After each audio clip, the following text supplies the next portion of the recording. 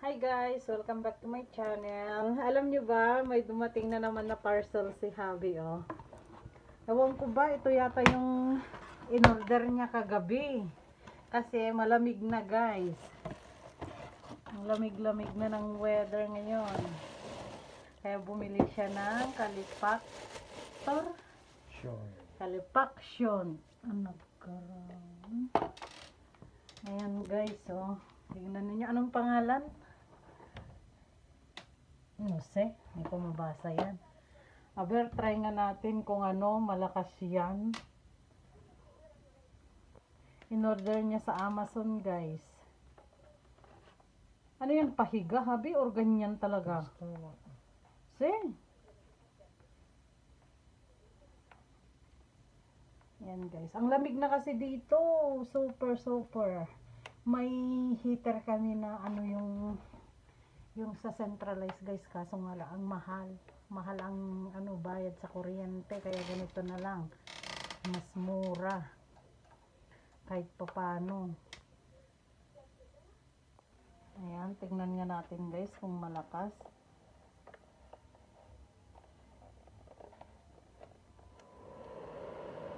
Ayan, amoy guma pa lang. Kasi bago, ganyan, amoy guma. No, malamig yan, Habi, hindi ano, makapulan.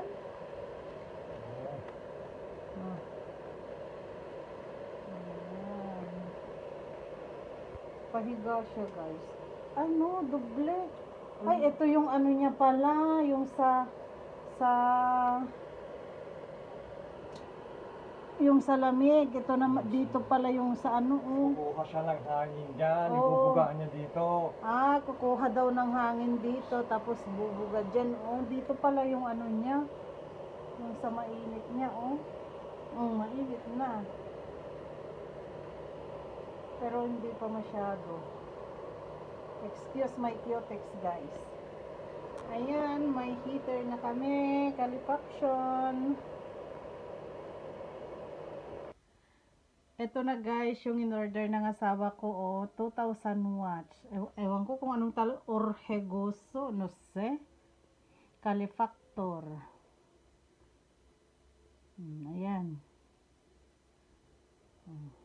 Ayos naman guys. Maganda to kasi may anuhan siya, mahirap ito mag-overheat kasi yung part niya dito sa taas, kukuha yan siya ng hangin dyan. Tapos dito ibubuga.